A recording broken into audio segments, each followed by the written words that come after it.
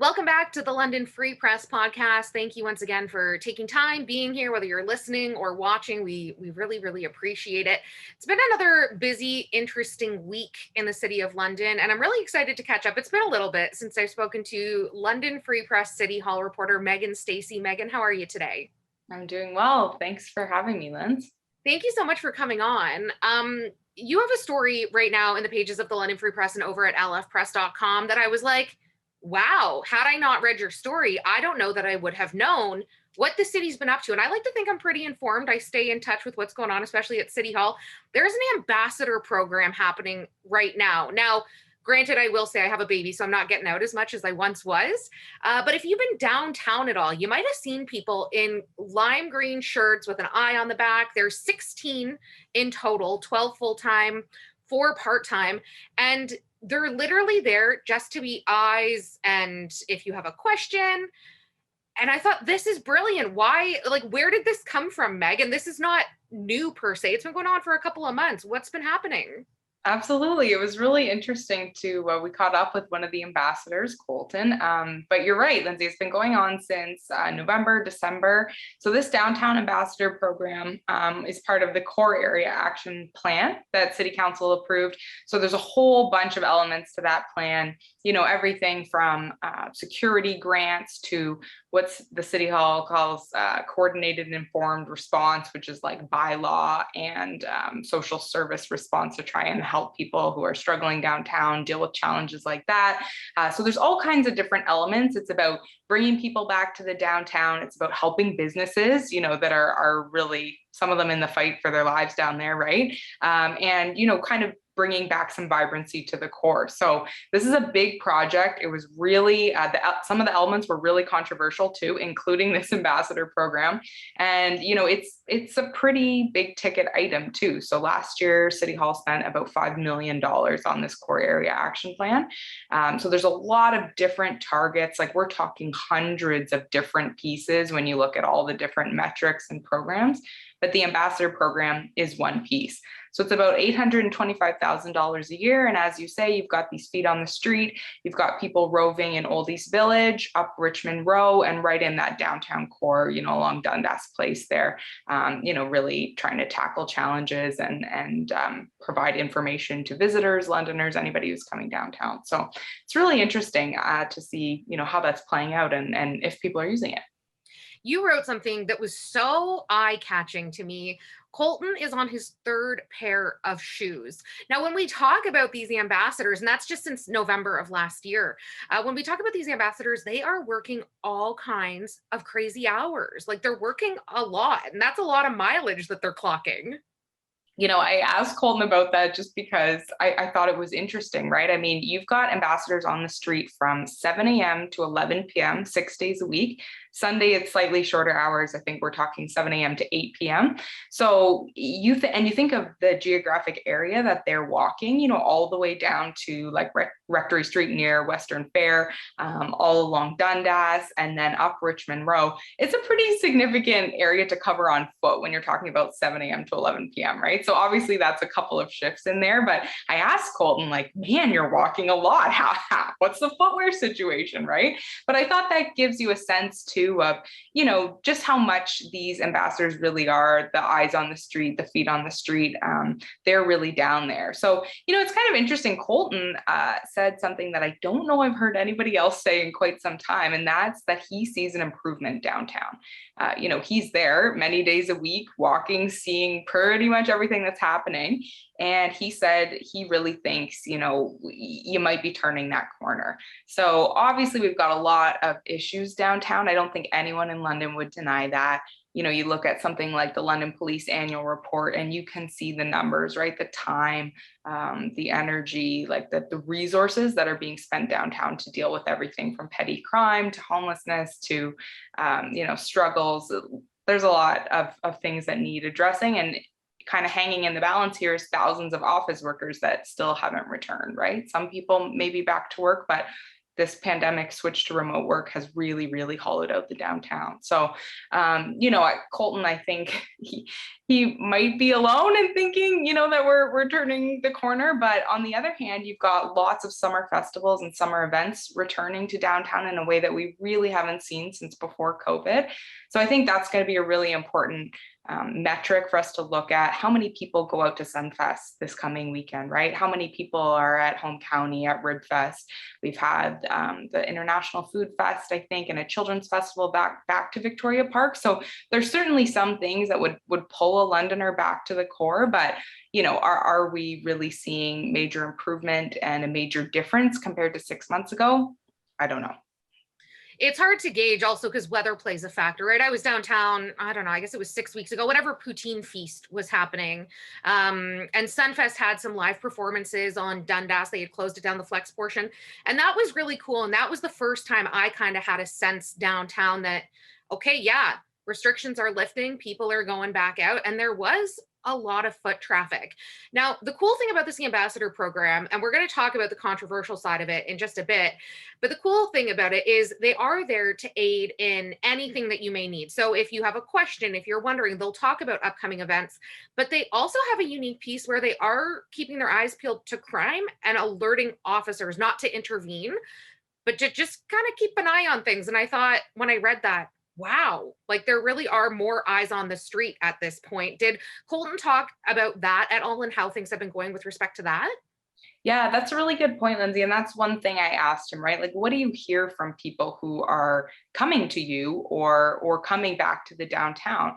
And Colton told me that, folks who have engaged with them are really thankful for the service that, that option is there, that they can connect with somebody. And I think, you talked about the uniforms. It is really a distinct thing. It's not like you have to hunt for downtown London office to go find a map or something. You're pretty sure this person with the green vest and the eye on it can help you out, right? You can go ask them anything you want. And so Colton said, especially women and girls who may be walking alone downtown have really expressed some gratitude and a thankfulness that this program is running. So I thought that was a really interesting point. But you know what, you're right, Lynzee. I mean, one of the big elements downtown, at least based on what you hear from council and people who operate services downtown, is this idea and feeling of safety, right? That people don't want to go downtown if they don't feel they can be safe. They're not going to want to bring their families downtown if that's not the case. And so sometimes, reality versus the feeling of safety, those can be different things, but really there's an effort here to say there are lots of people around to help you no matter what the problem is. And Colton really made a real effort to talk about that too. He said whether we're engaging with visitors or with somebody living on the street, we want everybody to feel welcome downtown. So I think that's kind of an interesting element too. And we've got other city programs. It's a complex situation, right? There are lots of factors that go into, do you have an awesome, vibrant, thriving downtown? And obviously our social challenges are not going anywhere. That's not something you can fix really quickly. But I also think, from a community perspective, from a Londoner's perspective, sometimes what I think one of the frustrating pieces is you hear city council, they've got this plan or that plan. They've got, this new round table to discuss the problem, or they've got this core area action plan with hundreds of pieces. And you kind of think, I just want you to do something downtown, right? Like create some fixes. And so I think sometimes it's good to talk about the nitty gritty, some of these smaller projects, because it gives you a sense of, okay, $5 million on the core area action plan, like what are you really doing? Well, one of the avenues is the ambassador plan. Another thing is something I just looked up the enhancements that council just approved so I could remind us of them. Funding for 2 extra bylaw officers, $100K, an additional $100K for grants for security equipment like gates for merchants downtown, another $100K for a lunch card program. That was another controversial one for office workers returning to get them back out to local eateries. So I just mentioned those as examples because sometimes I think it's hard to think about all these different projects council and city hall is working on to improve the downtown. Like we all know there's an issue, but what does it really involve, right? So these are some of the things that are in the works or that London is trying right now. You're so right, Meg. We hear these mammoth dollar amounts, like 5 mil. And that's a lot of money to say a single person, but it's not a lot of money when it comes to correcting major issues that the city has been dealing with pre-pandemic. So it is important to note that at least something is happening. I want to get into the controversialness of this a little bit though. Councillor Stephen Turner made a comment like, okay, great, but like, how much are they actually doing? What kind of impact is this actually having downtown? And I will say, you hear $825,000. That's a decent amount of money. And you think, okay, but how much is happening with this program? How much benefit are we seeing? Yeah, absolutely. And, I think it's pretty difficult to say right now. I mean, if you work downtown or you live downtown, please email me, right? Maybe you're going to say, maybe these people are going to say, Megan doesn't know what she's talking about. We know there's a difference or we know there isn't a difference. But as I said, I think, we're kind of in that period of trying things out.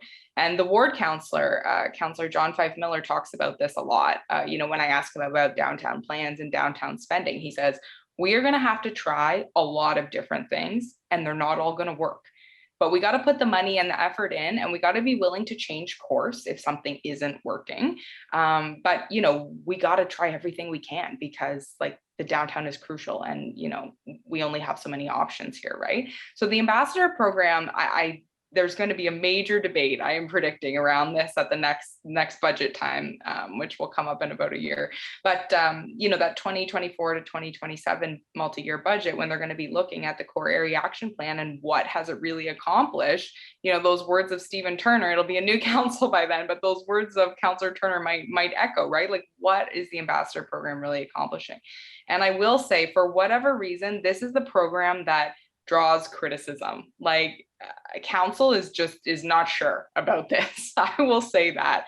So it was a couple of weeks ago when they were debating about $1 million of enhancements to the core area action plan. So what can we do immediately this summer to kind of expand some of these pieces to really set the right tone, was a phrase tossed around, I think, by the city engineer. Lots of people are going to be coming back or at least thinking about coming back to the downtown for summer events. And we've got this one shot to get them back, to give them a good experience. That was kind of the conversation in council chambers. And so the ambassador program wasn't even one of these programs up for more money. It wasn't on the table for an enhancement. City staff suggest, measuring and reviewing the program that we've got first before you go any further with it. And yet the ambassador program dominated the debate. All of these councillors were weighing in on, is this a good idea? Is it really working? Stories about, oh, well, I've seen ambassadors not intervening when they needed to. And Turner's comment that you already mentioned about, okay, they might be going to events, but are they making change? So I thought that was really interesting. It says a lot about what council's thinking about this particular element of the program, when they're kind of crapping all over it and it wasn't even on the table for more money. So you might see other pieces of the core area action plan, get the axe. Like, I'm not suggesting the ambassador program necessarily, but this lunch card program, right? One of the councillors said, if we're going to be giving anybody free lunch, it should probably be homeless folks, like not office workers who can afford to buy their own lunch, right? So I'm predicting a pretty good debate when the core area action plan next comes up. But I also do think about what Councillor Fife Miller says a lot, right?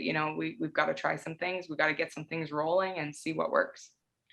I think that's exactly it. And that's very much my stance. You don't know unless you try. And at least there is something happening. I think back 10 years ago when I first moved to the city, and I was a reporter at the time and going around trying to find certain businesses and just getting so turned around not being a local.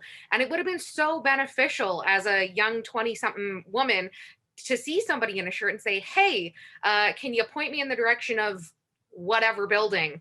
So I'm all about, at least something is happening right now, but I look forward to the debate, and I completely agree with you, Meg. I think it's going to be kind of all eyes on what's happening.